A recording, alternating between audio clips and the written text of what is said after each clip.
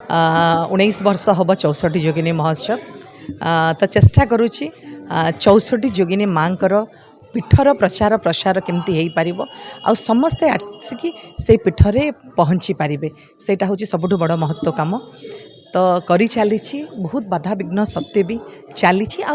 बहुत लोग सहयोग करुँच मो सांगे किसी लोग अच्छा जो मैंने बुझू ना किंतु बहुत लोग माने से तो निमित्त मात्र जो मैंने बुझू ना से मात्र किंतु जो मैंने बुझुंट बहुत एते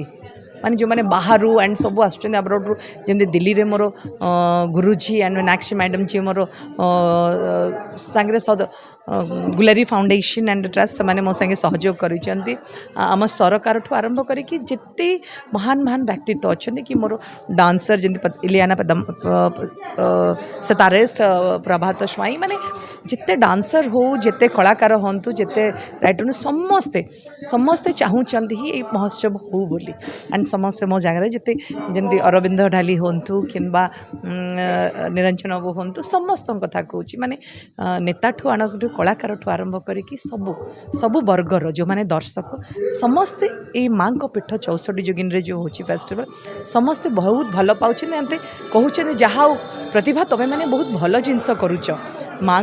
माँ पीठर जो प्रचार प्रसार ओडिशा रे कौन दीटा पीठ अच्छी एंड बाहर इंडिया रे भी बहुत अच्छी किंतु एठी माँ पूजा होती माँ देवी जो पावर अच्छी जो तांकर ये से महत्वटा तुम्हें समस्त को जनइबा चाहूँ एंड बहुत डेडिकेटली ये कर चलच तो से मत निजक बहुत खुशी लगुच मु समस्त ना कहीपरूनी मोर छोट भाई भौणी ठू आरंभ करी मोर गुरुजन मान आरंभ करी जिते मोर सांग जिते ऑफिसर जिते नेता माने समस्ते माने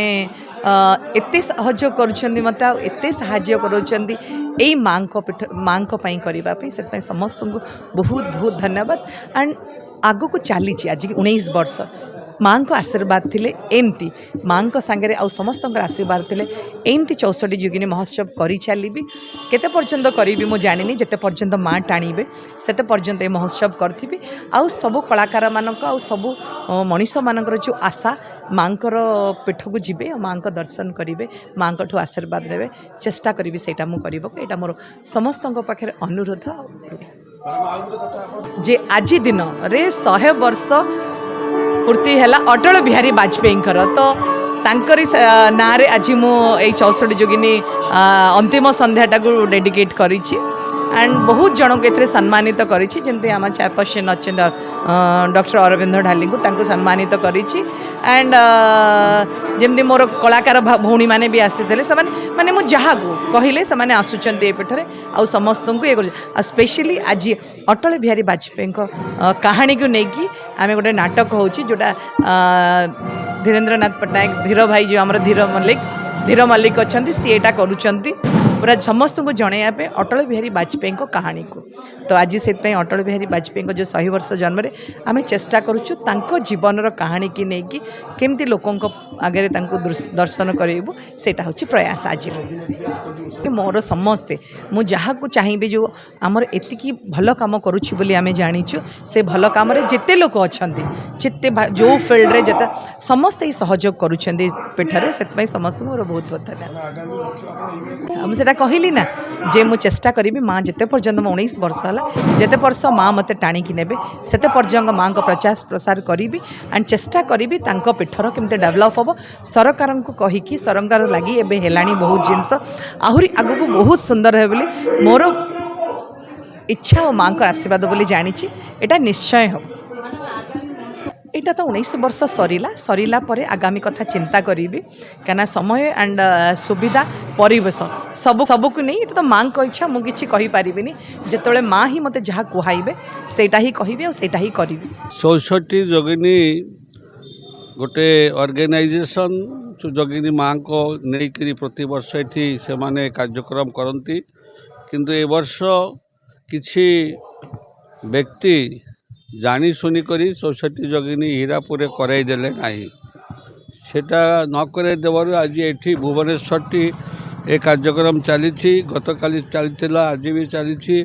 एवं अटल बिहारी वाजपेयी जी 100 वर्ष पूर्ति उपलक्षे नाटक भी ये माने ये चली ए उपलक्षे से माने विभिन्न सम्मान रे सम्मानित करुछंती मते ଅଟଳ ସମ୍ମାନରେ ସମ୍ମାନିତ କରିଛନ୍ତି। କାରଣ ଦୀର୍ଘ ବର୍ଷ ଧରି ମୁଁ 1990 ମସିହାରୁ ଭାରତୀୟ ଜନତା ପାର୍ଟିରେ ଆରମ୍ଭ କରିଥିଲି। 92 ମସିହାରେ ବାଇ ଇଲେକ୍ସନ୍ ଜିତିଲି। 5 ଥର ମୁଁ MLA ହେଇଛି, କ୍ୟାବିନେଟ୍ ମିନିଷ୍ଟର ହେଇଛି ଏବଂ ବିଶେଷ କରି ଆଜି ସେମାନେ ୟାକୁ ଅନୁଭବ କରି এই অনুষ্ঠান মানে আমার যে প্রতিভা পণ্ডা যে বহু ত্যাগ ও তপস্যা পরিশ্রম করে সে অনুষ্ঠানকে আজ 19 বর্ষ হেলা সেই কার্যক্রম করে চালিয়েছেন, কিন্তু কিছু লোকଙ୍କ দেহরে গলা ନାହିଁ। ସେମାନେ यार प्रतिबाद करे